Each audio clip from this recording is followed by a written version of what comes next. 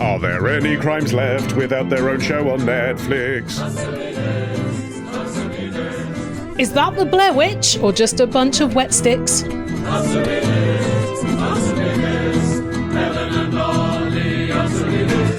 Ollie, our previous episode caused quite a tizzy for Charlotte, who writes to say, I was shocked to hear Ollie say that Kenneth Branagh isn't anybody's fantasy when he was, in fact, my sexual awakening. Goodness. We watched the 1996 Hamlet in my GCSE English Lit class. Oh, okay. It wasn't his Poirot then. It wasn't his, what else has he done? Wallander?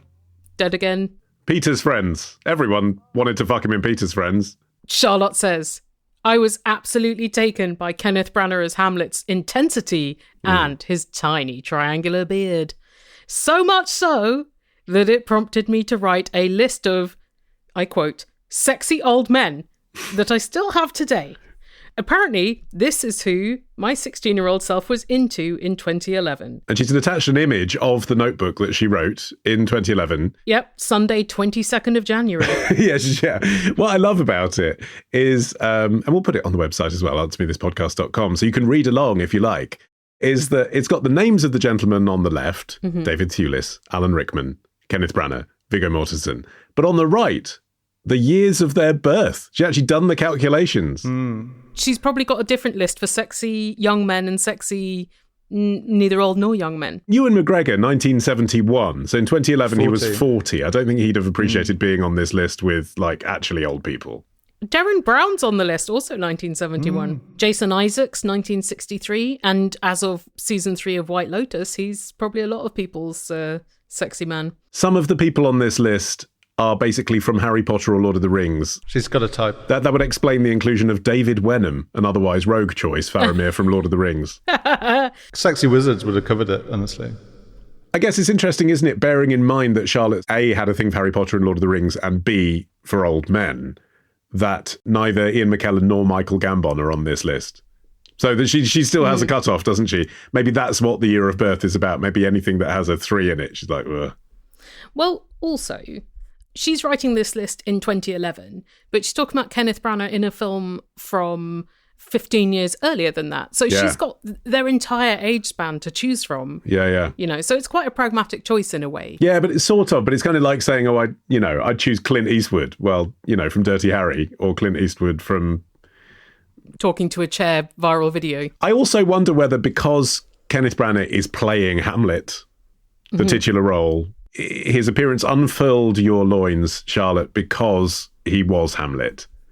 I think if he was Rosencrantz, you wouldn't have looked twice at him. I'm pleased that the triangular beard did it for you, though, with Branagh, because if you are going to be a Brananiac, you have to acknowledge, I'd go as far to say of all middle-aged British actors, he's the one who shows an incredible willingness to experiment with odd facial hair across his career. It's always shit, though, isn't it? It's always just completely unconvincing. Yeah. It's always like over the top, over coiffured. Well, it depends whether he's being serious, Kenneth Branagh, like in Hamlet, or whether he's doing the, I'm in a kid's film now, so I'm going to do this stupid Russian accent and my facial hair is going to match. That's the other mode, isn't it, that he does? Is it because, like, everyone in the 90s spent all their time talking about how thin his lips were? And he was like, I don't want people talking about my tiny lips. I'm going to cover it with facial hair, then everyone will be focused on that instead. A compellingly simple question now from Nick from Leicester, who says, Helen, answer me this. In a piggyback scenario, who is the piggy? Prepare for disappointment. Neither. Oh! Sorry. Not disappointment. I'm so titillated. Oh, no, it's one of those rubbish things, Ollie, where it's like, well, people say piggyback, but that's just a corruption of the etymology, which could have been pickpack or pickerback, which meant carrying a burden on your back. Oh, is it something racist from colonial Africa? No, it's not. Okay. It's not. But the origin of the words do not include pigs. If you do want an etymology that surprisingly is about pigs, sure, you've got a bunch of options. Porpoise, which means pigfish, which is inaccurate because it's not a pig or a fish. Yeah. Socket, which meant spearhead, but came from the ancient term for a pig's snout. Okay. And porcelain. Yes, that sounds porky, so that doesn't surprise me. Yeah. Like smooth like a pig's what? No, but it was smooth like a cowrie shell, and sort of translucent. And a cowrie shell's name in Italian was from the Italian word for a young pig, porcellus. Yes. And some people are like, well, maybe that was because the shell looks like the outer genitals of a pig. And I was like, what? See, we're not in the 21st century living in urban areas or even suburban ones as familiar with the outer genitals of a pig. But I feel like that would be a reference back then that the common person could relate to.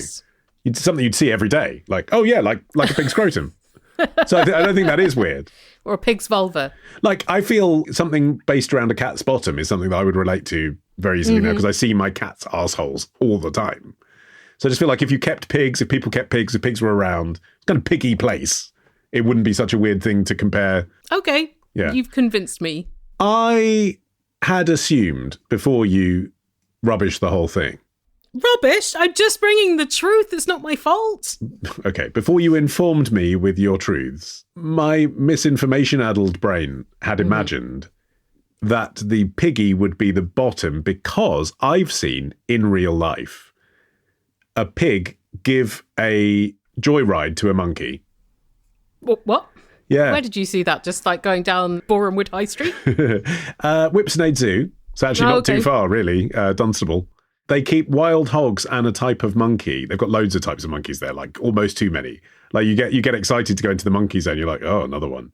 And then there's one type of monkey that they keep in a cage, doesn't really get to roam around, but it's in a caged area with some wild hogs. See, I always find it interesting anyway, like the animals that get on with each other socially when you think, well, how did that, like, where did they meet? And I don't know if this is a zoo conditions thing. Perhaps someone out there can tell me, or whether this happens in the wild. But what was really interesting about this was the monkeys at Whipsnade Zoo in this particular cage had got used to the idea that if they waited on a particular branch for a pig to like reverse back into a slot, they could jump down onto the pig and the pig would give them a ride to their next destination. And they were riding the pigs, an actual piggyback. So I was like, that must be the answer. That must be where it comes from, like a horseback. That's a delightful scene because it is not advised for humans to ride pigs because anatomically very damaging to a pig. Yeah. But probably a monkey, if small, be okay. Well, what about a child? Still, like, they're relatively heavy for a pig's back and a pig's legs can't bear all that much extra weight. What about a small person pretending to be Tom Thumb in a turn-of-a-century freak show? Could he ride a pig? He did, whether he should have or not.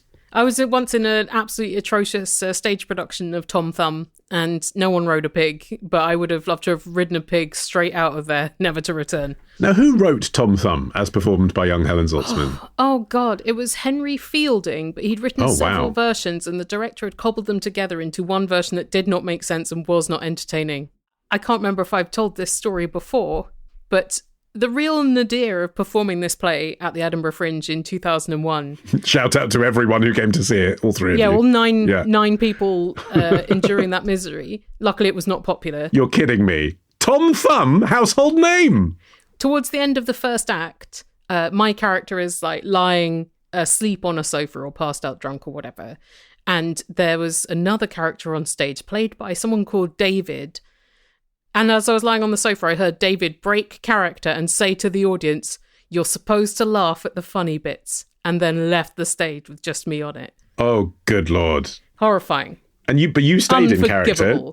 I did. I'm a professional on it. Well, I wasn't. I was a student actor. An amateur. What? Did you discuss it with him afterwards? The 5 cast members were all sharing this 1-bedroom flat in Edinburgh, which had like carpets nailed over the windows.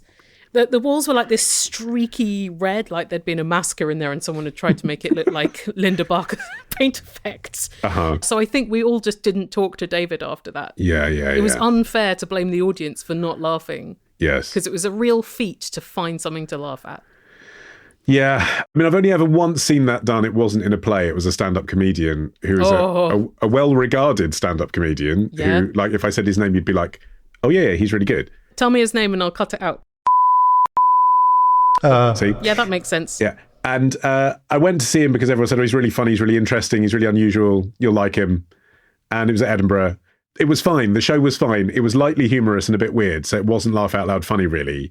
And then about half an hour into it, he just, like, completely, like, because he was a character comedian, dropped character completely, like, slumped his shoulders and just looked out into the audience and said, this isn't really working, is it? I mean, this just isn't working. I feel like, I don't know why, like yesterday people were laughing at this bit, but it isn't really working. And honestly, what's interesting is people always say, don't they, to comedians, oh, it must be really embarrassing when you die, but it's much more embarrassing for the audience. Like for us watching, that's like the comedians already made the choice to expose themselves and then can forget about it. But for me, I still remember how awkward that was, because like suddenly he's inviting interactivity about how it's not working when it was. And what can you say apart from trying to reassure him? But then all the pretense is gone. Like he's lost it. That's the thing. You cannot bring a gig back after telling the audience it's not working. And I've seen comedians shoot down some perfectly okay gigs or salvageable gigs, and then they become awkward to hostile. Yes. Yeah, because everyone wants it to be over but can't say. You just get that vibe. Yeah. And terrible to say, but one of the comedians I saw deal with it best was Russell Brand. Oh, really? How so? Yeah. This many years ago. So it was when he was like somewhat TV famous for presenting Big Brother's Big Mouth, but not yet super tabloid famous because he hadn't yet had sex with Kate Moss that made him a tabloid figure. And my brother used to do this political stand-up night called Political Animal, and comedians would come and do political material. And there was one comedian on who had a decent career doing clubs around the country.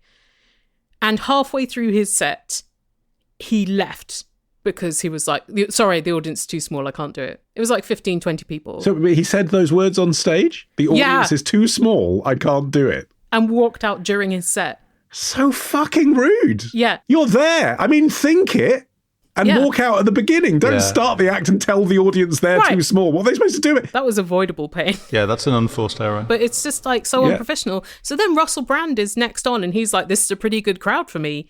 Definitely couldn't have been true. Yeah, which gets everyone on side straight away, right? Yeah, and then he did a very good set of political stand-up because it was before he went messianic and truly terrible. Anyway, we got onto this because talking about pig rides. Yeah. If you want there to be a pig in this scenario, it'd be more polite of the human to give the pig a piggyback. Yes. I think a human could give a small pig a piggyback ride. I don't know. I'd be worried about splitting their legs. Maybe you could get a special harness. Like a pig harness? Yeah, sure. Like a baby Bjorn for a pig. Yes. That would be fine. Yeah. Good.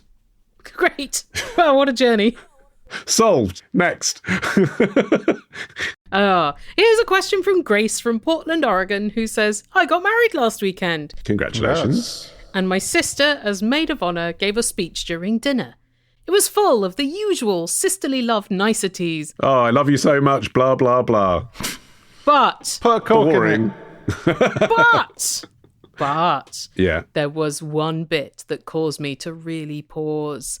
She told a story about how early in our relationship, my now husband was such a good sport to go cross-country skiing with me, about how he fell down lots but kept getting back up, proving both his love and resilience. The thing is, he is an excellent skier and always has been. Oh. He is a lifelong skier and was even on the ski team in high school. It's actually me who can't ski, who falls down a lot, but strapped on those skis to prove my dedication to him. The truth gets funnier, though. I'm Norwegian, aka born with skis on my feet. Actually, I am 37 and taking lessons. I'm puzzled as to where her backward story came from. So, Ollie, answer me this. What is the protocol for correcting the record from an inaccurate wedding speech? Do I tell her the truth and risk embarrassing her, or allow her to hold the incorrect version in her memory forever? Add subtitles to the wedding video seems to be the best way to do it. Are you going to send out a list of corrections to all the guests? Because I would. Well, there's a lot going on here. Just to directly answer the question, though, actually, so Russell Brand comes up in this as well. Who'd have thought? No.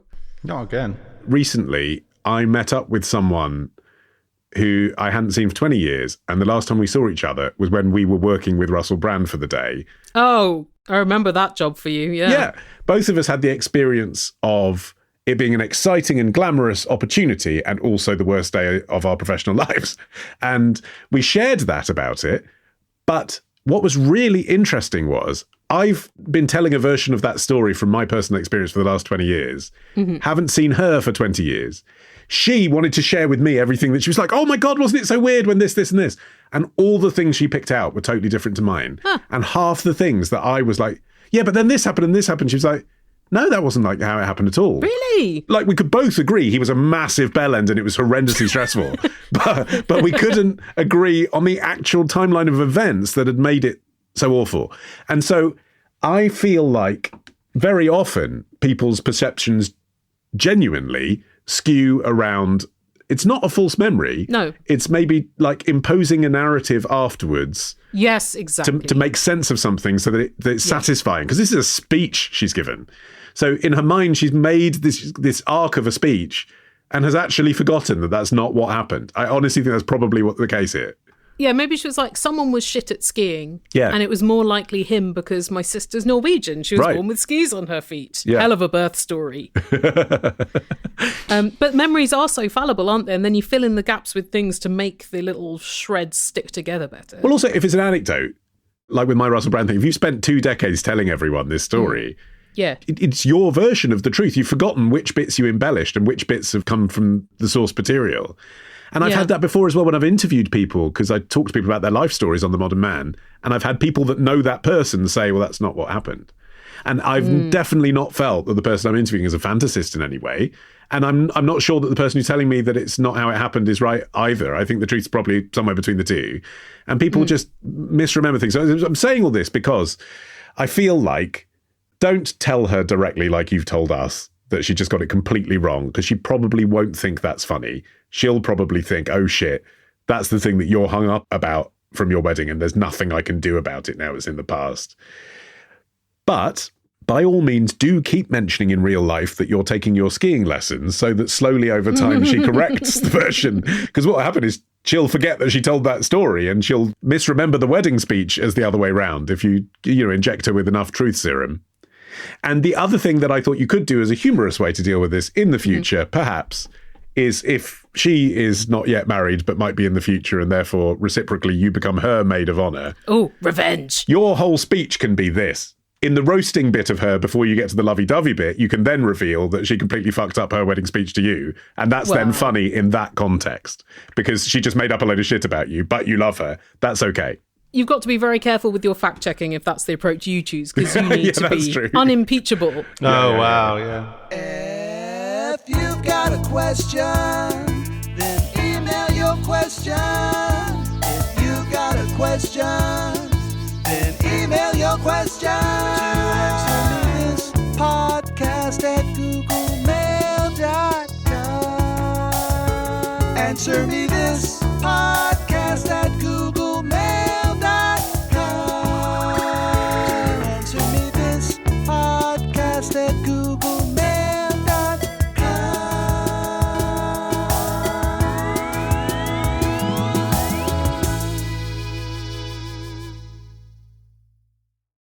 Here's a question from Peter, who says, I've been listening to a lot of pop and disco music, and I've noticed many mentions of a drink called cherry wine. Ollie, answer me this. I've never seen or tasted cherry wine. Is this an American thing? Something from the 70s or 80s that's fallen out of fashion? Or just a combination of words that sounds good being sung by Prince or Janet Jackson? Well, and Jermaine Stewart. Don't forget Jermaine Stewart. You don't have to take your clothes off. You can leave them on and rub one out into some cherry wine. Oh, that's what those lyrics are. Thank you for finally enlightening me. I mean, that's a classic. And actually, I assumed from that context, by the way, before I did this research, because what he's saying in that song, of course, is, it's all right, chill out. We don't have to go straight to fourth base, right? We can just keep our clothes on, have fun. It was also written in 1985, so there was a lot of fear about transmission of AIDS. So it was a song in response to that. Interesting. Okay, fine. But the point is, anyway, what he's saying is, we don't have to get it on Marvin Gaye style. I thought in that context, cherry wine must be non-alcoholic, like ginger beer. Because what he's saying, like, let's do it decaf, is kind of what he's saying, right? But actually, surprisingly to me, so thank you for asking, because I've learned something, and I like cherries and I like wine. Mm-hmm. It is wine made of fermented cherries rather than grapes. It's strong as well. It's a strong wine. And it's also like very commonly made in Michigan. I think they have a lot of cherries and they're not afraid to wine them. this is interesting, yes. When he says, is it an American thing? I mean, it is and it isn't. All around the world, people have traditions for making cherry wine. You can make it in England, you make it anywhere there are cherries. However... Although I grew up in a major cherry-producing region and a booze-producing region, and I never saw cherry wine. Because it's not that great, right? Oh, okay. But the reason it is popular in America, and therefore sort of is an American thing, is because of Prohibition. Because obviously what happened in Prohibition, people got into home brews. So you can either have like toilet hooch like they make in prison, or if you're in a part of the States where it's easier to get your hands on some cherries than it is to get your hands on some grapes, you're making cherry wine, aren't you? As your loophole booze. Yeah, and actually cherries are maybe an easier crop than grapes for a lot of climates. It's rarer than grape wine because it doesn't taste as nice. And also, it doesn't age. It's not just a case of like, it doesn't age as well as grape wine. It like does not age. Oh, okay. You want to drink it within a few years. Otherwise, it gets too fermented and spoils. Right. So therefore, like, even if you're a cherry wine producer, you deliberately make less than you think you're going to sell so that you sell them all because they can't sit on a shelf. Oh, that's very interesting. I mean, I have a number of theories about why this particular form of booze would be so popular in lyrics. I texted Charlie Harding, who hosts Switched On podcast. Yeah. He thought maybe it's nostalgia for earlier songs mentioning it. And when I was looking it up, there's a song from 1931 by Jimmy Rogers, country music pioneer and railroad man. The lyric was, "I'm going where the water drinks like cherry wine, 'cause the Georgia water tastes like turpentine." Okay, so that doesn't rhyme any better than just wine, does it? Well, okay, but this feeds into my theory. You've got like 3 syllables to play with. You're ending on like, I've forgotten the terms for scantionally, but where you like end on it. Da, da, da. It's sometimes called male and female rhymes, where it's da-da or da-da. Sheryl Crow rhymes cherry wine with Valentine. So... It needs to have the 3. You can't do Merlot wine or... Well, no one calls it that, do they? No one calls it Chardonnay wine. They don't call it that. They just call it Chardonnay. Yeah. Exactly. So if you're just using the word wine, I was thinking that word could quite easily get lost, whereas cherry wine, you've got a 2-syllable lead up to the word wine. And then there's other things that make it quite a useful word. It implies redness, whereas other wines you're like, red, white, rosé, orange, fizzy. It's pretty strong, but quite sweet, as is port. But port doesn't yell romance. But when you think about the artists that he's mentioning here, Prince and Janet Jackson, I don't know, but I reckon they're rosé drinkers. They're not drinking cherry wine. Did Prince drink? I mean, because of his religion? If he's going to drink, it's rosé. That's what I say. Raspberry rosé. The kind you buy in a fruit wine store. I feel like there's a Minneapolis. I also thought, was cherry wine something that underage drinkers drank because it was a bit sweeter than other boozes? Yeah. And therefore, is it giving this like lyrical evocation of heady teenage activities? But it's a dessert wine. Ultimately, it's a dessert wine. That, therefore, is something middle-aged people pair with cheese. Oh, and it's got anti-inflammatory properties. So for the middle-aged joint, maybe that's why it appears in so many songs. So in all seriousness, I was thinking about this. So I think I've mentioned on this show before that I suffer from gout. Cherries are known to be anti-inflammatory, and they are recommended when you have an inflammation of gout and you don't want to take drugs. And like my first thing that I turn to when I've got an inflammation of gout, like I leave it a week before I take the hard stuff and just see if I can deal with it myself, is like distilled cherry juice, fresh cherries, obviously, sour cherry pills, like cherry. Oh. The thing that causes gout, I mean, of course, mine is caused by excess consumption of spinach. But one of the things that causes gout is wine and beer. And so I wondered, like, is this the ultimate gout-proof drink? Like, it's wine, but the cherries, like, counterbalance the alcohol? You could get into marketing this to the gout-afflicted. Do you think that another reason for cherry wine to be a lyrically popular drink is because of the metaphorical usage of cherry? As in popped my? Yeah, suggestion of like youth. That is probably what Jermaine Stewart's going for, isn't it? Well, that's contrary to the rest of the message of the song. Yeah, well, no, because he's saying we're worried about having sex, but therefore it's a sex reference, isn't it? But then there's a Hosier song from 2014, Cherry Wine, and that's about intimate partner violence.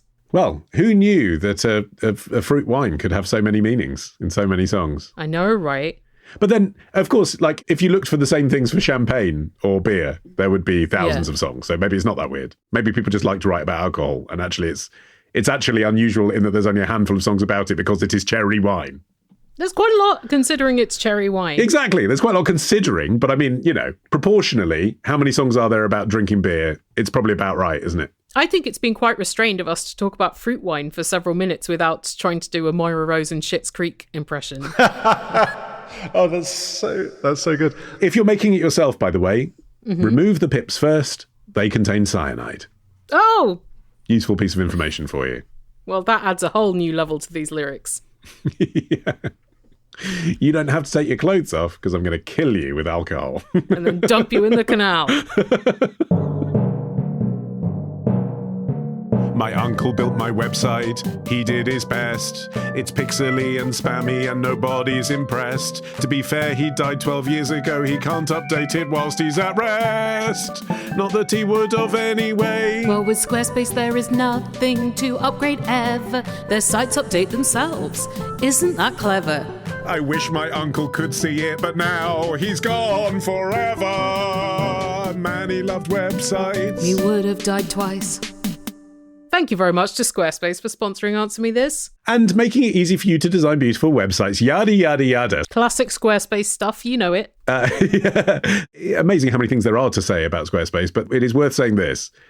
They do sell domains, yes, as you'll know from our spiel. However, if you have, in a previous, less well-informed life, made the mistake of buying a domain from one of their inferior competitors, and now want the ability to design with Squarespace's super easy and beautiful templates, you can just port your domain over. Like, you can take your domain that you purchased from somewhere else and point it at Squarespace. That is what I do with ollieman.com. I edit and upload everything through Squarespace, just the same as if I'd been clever enough to buy the domain from them in the first place. Go to squarespace.com/answer, play around with the 2-week free trial, and then, when you're ready to launch, you can get 10% off your first purchase of a website or domain if you use our code ANSWER. Here's a question from Colin, who says, I am an expat, born Eastcote, Middlesex, living in Florida for the past 26 years, cleaning pools. From Eastcote to Florida, the Colin story. Ollie, answer me this. How did they clean pools before the arrival of chlorine? Did people just swim until it got dirty and then they emptied the pool and refilled it? Yeah, that's the one. It was a pretty gungy and gross process when you did empty a pool, then, like scrubbing all the algae off the side as well, because it hadn't been kind of chemically broken down. So it was like a pond. In ancient Roman times, they had aqueducts to bring fresh water through the pools, because also bathing was like such a culturally important thing. Yeah, and pumps. I remember from our visit, Helen, paid for by Visit Britain 15 years ago, to the Roman baths in Bath, that there is a big pump. It's called the pump room. It's actually now a place where you get afternoon tea, and it's got a chandelier in it. But I presume that's what originally that was. It was replenishing the water with a pump, because in that case they built it near the natural springs. As you say, if they weren't natural springs, they put it by an aqueduct. So yes, you'd have the water replenishing itself, if possible, in the ancient baths. But still, even then, a full empty and refill would be required to thoroughly clean it, because it was. And if you read historic accounts of people who went to the Roman baths, full of oil and sweat and body fluid, which is why, when you think about it, that thing of private baths at home, you see sort of depicted on urns and stuff of Romans having private parties at home, and sometimes more than that when the cherry wine comes out. That's because it was the height of sophistication to be able to afford a private bath so that you could invite your friends to share only your mutual body scum. Like, you didn't have anyone else's body scum in there. Mega wealth, which now, like, Gwyneth Paltrow has her own spa.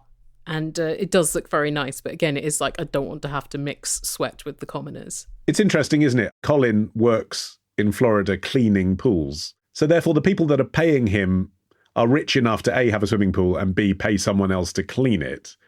But there's been a shift, hasn't there? There are 10.4 million residential pools in the USA. Wow. Whereas back then, the maths was Paltrow level. Like, if you could own a pool, then you would employ lots of staff to clean it for you, because they'd be cleaning everything if you were that rich in the first place. So the owner never had to be bothered with what happened, like, what did we do before chlorine? They don't care, just send a slave out there. Like, it's fine. Like, there are people cleaning it constantly. And the replenishing water that we're discussing, yes, was part of it. you'd also allow periods of allowing the water to sit so that these scummy sediments would sink to the bottom and you could fish them out like you would now with a net. Well, also, a lot of the time people would have been swimming in rivers, lakes and the sea anyway, rather than pools. And then when municipal pools became a thing in 1800s, they had filters. They had sand to be a filter, and the bottoms of pools was sandy for a fairly long time. And then I think chlorine was brought in, early 1900s? The first pool in the United States to be disinfected with chlorine was at Brown University around 1910. And then liquid chlorine was developed in the 1920s. Ooh. But earlier than that, germ theory in the 1800s, Pasteur and all of that, you get the idea that we should introduce chlorine to drinking water. So that happened all around the world. Consequent reduction in cholera and typhoid. And then let's try adding it to swimming pools. And now it's still not really been replaced. Like the Paltrow types will often have a copper lining to their pool, or they'll use salt water because they'll say we're trying to use more natural stuff and we're trying to filter it using different things that aren't so harmful as chlorine. But actually, well, A, they're using salt in the first place because, like sodium chloride, right? It's got chlorine in it anyway that breaks down. And B, they add a little bit of chlorine. Like, it is just not advised not to have any chlorine in your pool because people can die. Not many people, like 6 people a year, but people can die by having sort of weird fungal infections and stuff that have been heated up in there. So even if you have a natural, modern, posh pool, you tend to put a little bit of chlorine in there. Well done, Colin, for finding the growth industry. Here's a question from Kyle from Stansted, formerly Edinburgh. He's in Stansted Airport at the time of writing this email. I am currently in purgatory, he says. That's how we know he's there. Sorry.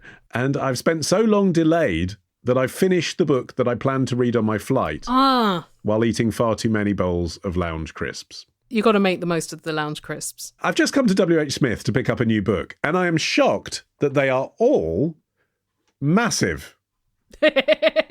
I mean, just short of A4 size. Oh, it doesn't take much to knock us off our axes, does it? They're all marked airport exclusive, but I know that the same books are on sale outside of this captivity in usual book size.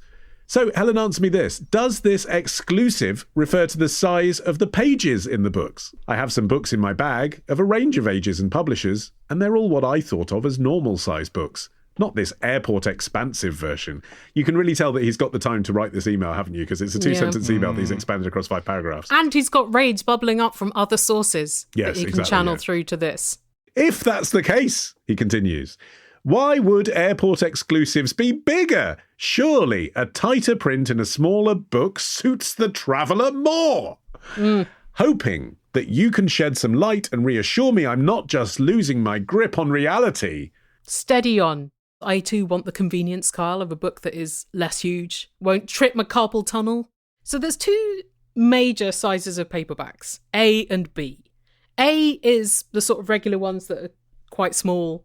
B is trade paperbacks in British publishing parlance, which are the ones that are basically the size of a hardback, but in paperback. And they're often produced on better quality paper than the A paperbacks, but they're a bit less bulky than a hardback. And there's also some like publishing industry blah-de-blah whereby effectively like different entities of a publishing company will release the hardback versus the paperback. So like the paperback might be released by a completely different imprint, but the trade paperback, same one as the hardback. Right. It is dull. If they have done the hardback edition, they don't have to reset it to fit a different format. They can just like print it onto this book the same way that they did the hardback. Whereas for a little paperback, you have to redo it. Isn't it just the case that you're getting a paperback edition of any size where in a civilian shop that wasn't on an airport, it would only be available in hardback? So it is a more convenient, travel-friendly version of that book than you could get anywhere else. But obviously an actual paperback would be more convenient. But that may not come out for another year. Is that, isn't it? It is basically that. In the UK and Ireland, I don't think this pertains to all airports everywhere. And some places don't release trade paperbacks at all. Also, there's something to do with like taxation at airports whereby they get to sell this thing early, whereas other bookshops outside of airports are stuck with just hardbacks. Imagine if they did that with magazines. Like you got like an A3 broadsheet version of OK. Do you know what I mean? Because you're in the airport. Oh yeah, just to intrude on the space of the person sitting next to you on the plane. Yeah, that's true. I read FT Weekend, but I will not take it on a train. I just can't. That's very considerate. In the gust of wind, you're fucked. Mm-hmm. What about if you cut it into small pieces and put it on a clipboard or in a binder? Yeah, that wouldn't make me look weird. Yeah. That would make me look like I was about to make a ransom note.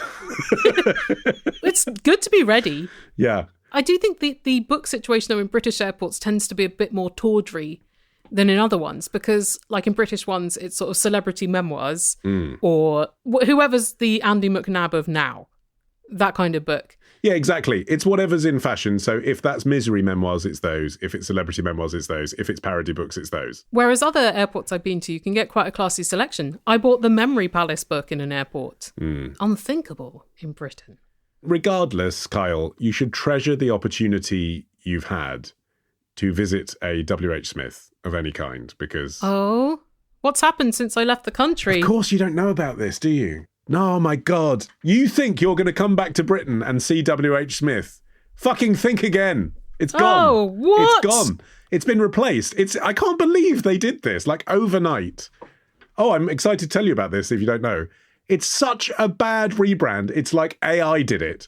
I don't know if they thought people wouldn't notice, but overnight, WH Smith on the high street, and for international listeners, I should explain, this is a high street brand in the UK that's been on British high streets for 233 years. And also is incredibly ubiquitous and has very high name recognition. Yeah. And you're saying they've just, like, trashed all this. Overnight, they have rebranded as TJ Jones. What? Yeah. This is even worse than the HBO Max, back to HBO bullshit. Oh, it's like if the Cracker Barrel thing had the guy filleting a fish. What happened was the business of WH Smith for a long time has been dependent on the airport part of the business and the railway station part of the business to make profit. The ones on the high street for like 20 years haven't made money. That's why they say, oh, you're buying a copy of the Daily Telegraph. Would you like 20 whole nuts? Because they have to do these weird promotions. And, you know, that's why they were chaotic, and like the lighting was on full max like a sunbed, and the carpet was blue and disgusting, because they couldn't rebrand them and they couldn't put any money into them, because the only profitable bit of the business was the airports and train stations. Well, if they turned the lights down a bit, then they would have saved a little bit of money. Tell me about it.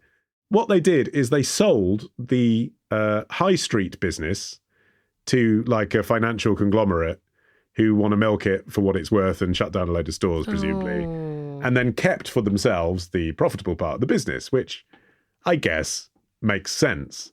But the bit that doesn't make sense is, why didn't they rebrand the ones in the airport? Like, as Kyle is expressing, when you're in the airport, you are the captive audience. In any case, they're called The Bookseller by WH Smith, right? When you're in Heathrow. They could just call it The Bookseller. No one would give a shit. No one's like, oh, I'm going to go to WH Smith when you're in the airport. You just go to the one of the 5 shops, and the one that sells books is the one that you go to. Why didn't they sell the brand on the high street with the shops? Give it a fighting chance. I cannot believe that they just changed it to TJ Jones overnight. It's such an insult. Yeah, but capitalism makes a lot of terrible decisions, Ollie. If you Google TJ Jones books, right, and again, international listeners should be aware, half of what WH Smith does is sell books. Mm-hmm. You get the website of an author called TJ Jones. They didn't even fucking Google it. They didn't even see there's someone called TJ Jones who writes books. And that TJ Jones is not the one who's bought WH Smith's? No. Unrelated. It's, of course, completely fictional names. You see what they've done. Like Smith, popular British surname. Jones is the other one you think of. 2 initials in front of it. What an incredible own goal. Unbelievable. Probably the most terrible thing that's been happening in Britain lately. I think that's right. Helen, Oliver, though life is full of questions, there are answers you must know. 1. No, it will not fall off, but moderation in all things too. Yes, there probably is, but we won't find out in our lifetimes. 3, most people prefer Connery, but my personal favorite is Dalton. 4, if you try and slip a 1, it would ruin your friendship. Yes. Here's a question from Laura from Leeds, who says, I was out shopping with my sister the other day, and we came across a lot of homeware that had star signs on it. Mm-hmm. While neither of us believe in astrology, we both enjoy that kind of aesthetic. So I started to look for stuff with Capricorn on. That's how they get you into astrology. Aesthetic first, and then you're like, oh, I can't buy electrical goods this month because my horoscope told me not to. Yeah. Starts with scatter cushions, then dump your boyfriend. While I was looking, my sister told me that she feels uncomfortable displaying just her own star sign in her home. She has to get all 12. Why? As a Cancer, she said, it felt a bit weird and distasteful to have anything like that on display. Is it because it has the word Cancer? It's not just pretty pictures of stars? Maybe. You just have a crab. It's a crab. Am I wrong? It's a crab, right? Yeah. It's a crab. It's a crab. Right. Nothing distasteful about a crab. Depends what it's doing. Could be picking its nose. This got me wondering why we use this same word, Cancer, in astrology and in medicine. So Helen, answer me this. Oh, it's like an episode of The Simpsons, this, isn't it? It starts one way and something completely different. What is the link between Cancer, the star sign, and Cancer, the disease? Is one named after the other, or do the words originate from different places? The word crab in English originates from like a Germanic root, but crab, the creature, in Greek is the word for Cancer, the disease, and the star sign. The word in Greek is karkinos. It sort of meant hard originally, and then it meant crab. And Cancer was named after crabs. You can hear that origin word as well in like carcinoma and canker. And canker was the word for cancer in English for hundreds of years. And now it's the word for ulcer in American, isn't it?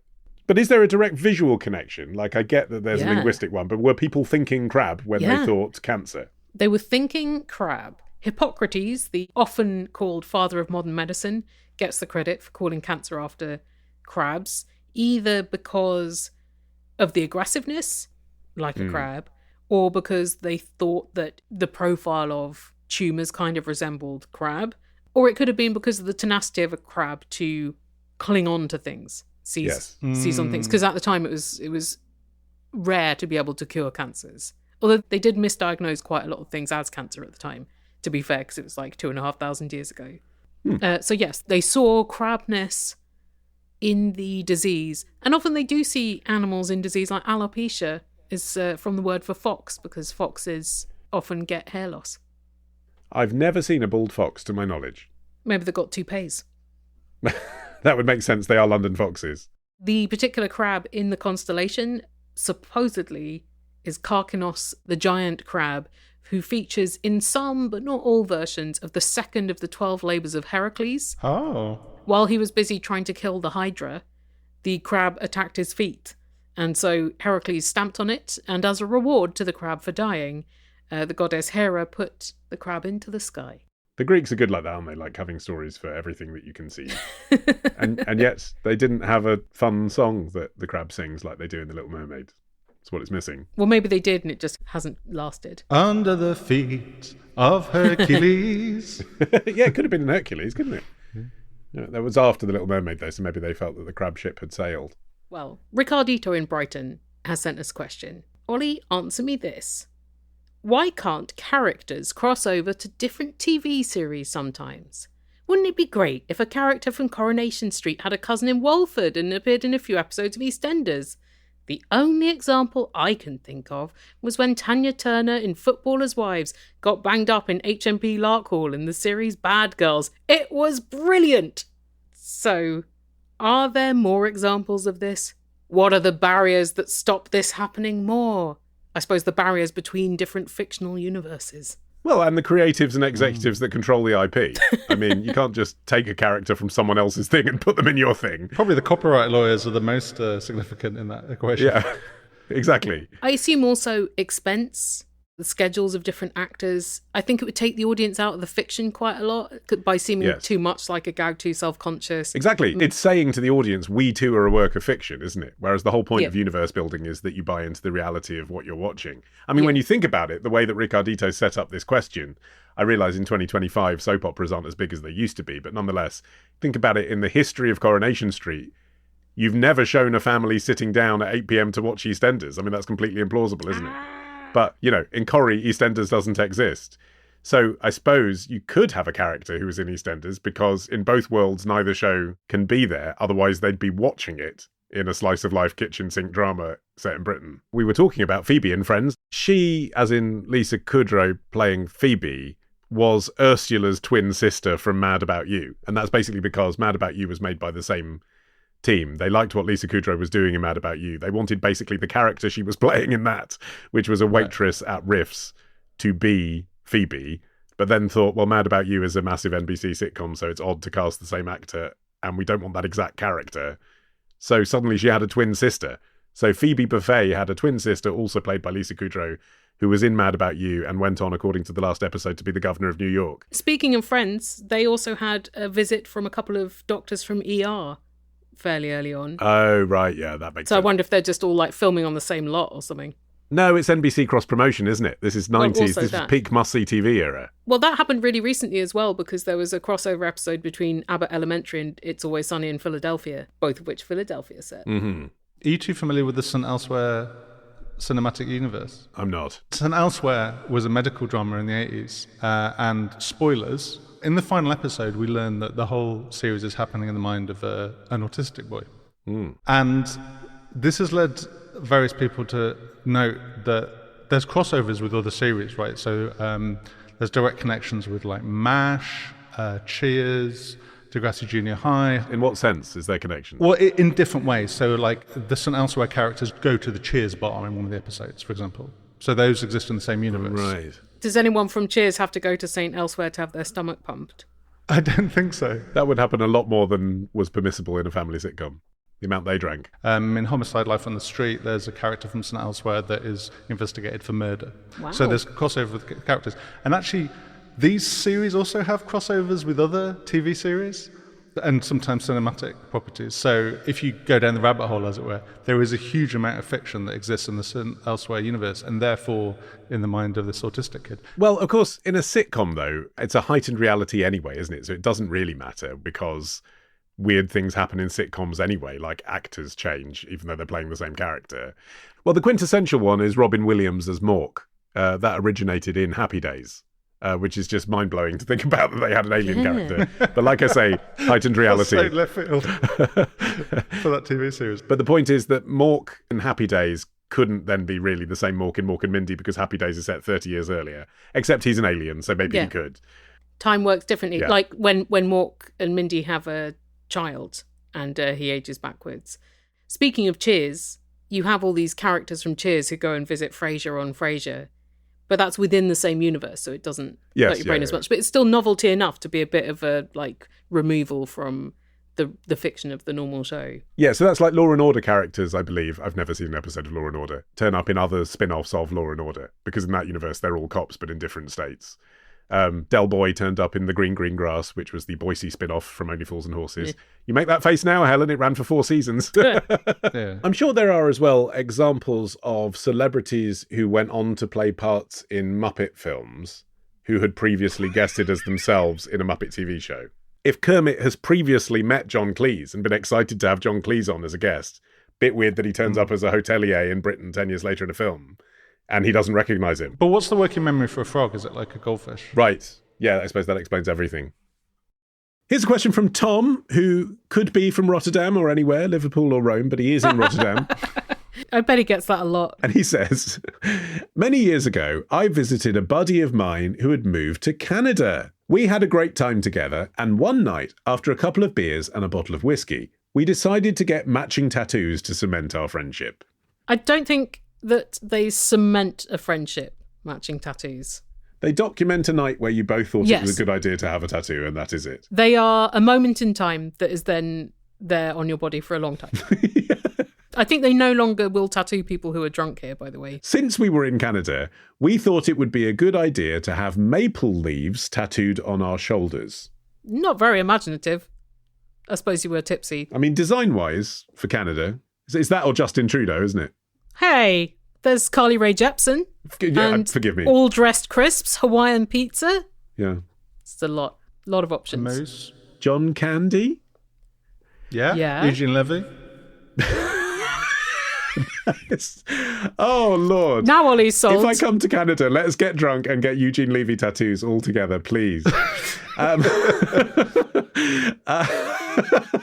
But, says Tom, because our blood was still very thin from all the drinking, the tattoo artist had a hard time distinguishing the red tattoo ink from the blood oozing out of our skin. Oh my God, that's so eldritch. It's really disgusting. As a result, after healing, the maple leaves turned out pretty faint and patchy. Yeah. I didn't care too much at the time because my buddy and I thought it made for a good story. It is a good story. We've just recounted all these years. Still a good story. You've told it really well, Tom. You have. As well. Yeah. I want you to take credit for your work in this story. Now, 17 years later, he continues, I haven't been in touch with my friend for quite some time, and as I've grown older, I look at my tattoos differently. Yeah. You can't really look at one on your shoulder, though, to be fair. I'm not sure I want or need them anymore. Right. Okay. Yeah. That's fair. You know, things change. With advances in technology, tattoos can now be removed fairly easily, though still painfully.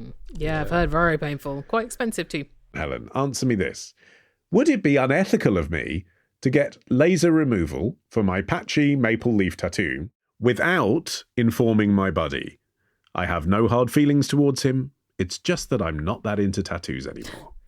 It's not an actual blood pact, is it? Right. I'm not That's sure right. that ethics are a huge consideration. So I don't have any tattoos, but I had some instinctual thoughts about this that I then asked a number of friends who do have friendship tattoos, and they were in agreement with me that of course you can get it removed.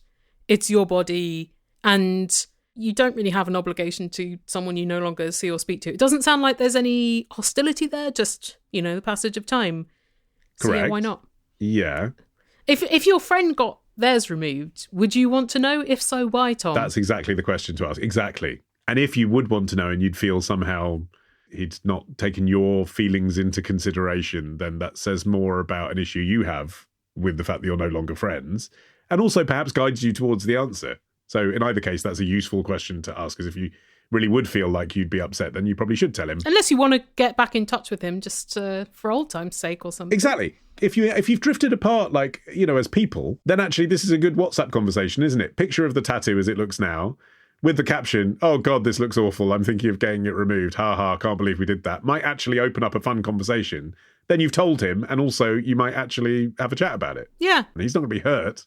He's also got a shit tattoo. Well, maybe. We don't know. He might have got rid of it years ago. He might have got a cover-up, which would also, I think, be a good option if you felt bad about getting rid of it completely, but you wanted it to be in a better form. But it sounds like Tom is just like, I've had it with all my tattoos now. I mean, I've had the opposite trajectory to Tom in Rotterdam, which is that probably when I was the age that he was, 17 years ago, I was very anti-tattoo. I regret saying some very uncharitable things about tattoos on the show in the past. I don't feel that way about them anymore, but I still don't have any for the reasons Tom is outlining, which is I think I wouldn't want them forever. I guess it's just, like when you're younger, I suppose you're more concerned about ruining your body. I now just feel like my body is largely a trash bag and I'm not so bothered about protecting it. It's not going to make me less happy about my body if I have a tattoo. It's just a fun novelty thing. Maybe the difference between me and a lot of people with tattoos is I seem keen to not be able to remember my many past selves, and maybe they are more comfortable with those. I'm sure there are listeners who have tattoos who might have a view on this, and we would like to hear that view. I really would. I think people's tattoo stories are so interesting. Yeah. And what would you cover up a splotchy maple leaf with, even though it sounds like Tom's not going to do that?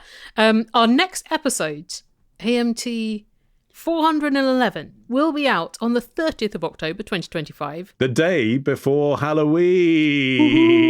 So if you have spooky questions, get them in writing or in voice note attached to an email. Our contact details are on our website, AnswerMeThisPodcast.com. Ah, ha, ha, ha, ha, ha, ha.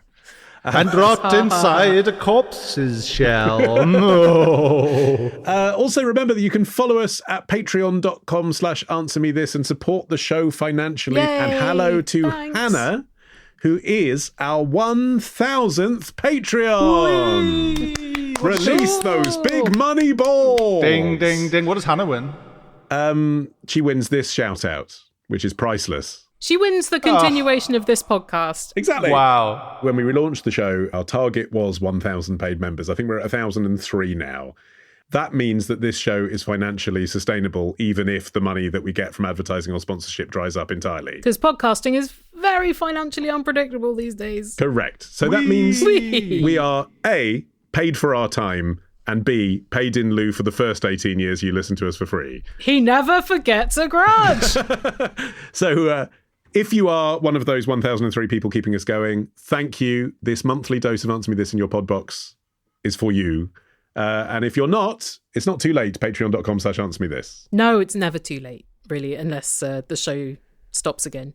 Exactly, yeah. If we stop because we haven't got enough supporters, then it will literally be too late. Yeah, okay. Yeah, put the pressure on. But what I'm saying is that's not happening, so thank you. Yes. Yeah. And also, Patreons are in for a bunch of treats, including such things as bonus material every month, ad-free version of the podcast, and coming soon, an absolute fucking abundance of extra stuff. Ollie's been working hard to set it up and it's just a fiddle. But once he's finished fiddling, it'll be well worth it. I'm doing a lot of fiddling in my spare time. Yeah.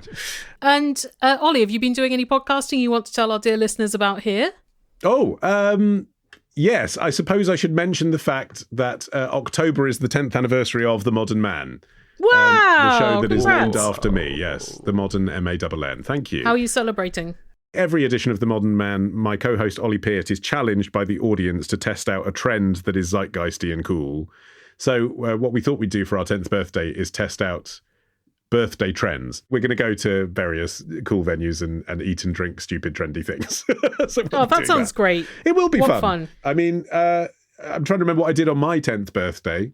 Oh, I can't remember any of my childhood I birthdays. think I went to Cody's in Stevenage. Ooh. It was great, actually. It was the only place in Hertfordshire where you'd get a singing waiter that would come sing happy birthday and take a Polaroid of you with the cake. Oh, my goodness. Yes, that's right. Helen, what's happening in Zaltzman podcast world? I recently released an episode called Terrisk. It's a joke that will become clear when you listen to the episode that is about a technological problem in the present that I discovered when I was watching Legally Blonde with the subtitles on, that I managed to trace back for nearly 1,000 years to one man in Scunthorpe. Martin, what have you been doing? Oh, well, actually, I contributed to another illusionist episode about a month ago. That's right. Called Bane, Bath. And it featured a new song that I wrote about poison gardens. You can hear it on that illusionist episode, or you can go to palebird.bandcamp.com, which is my band, where I keep my music. Or you can do none of those things. Don't support us financially. Don't check out our other work. Don't send us a question. fine. And we'll still have a new episode for you next month. Yeah, we're quite a low maintenance relationship in that way. Yeah. Bye! Bye.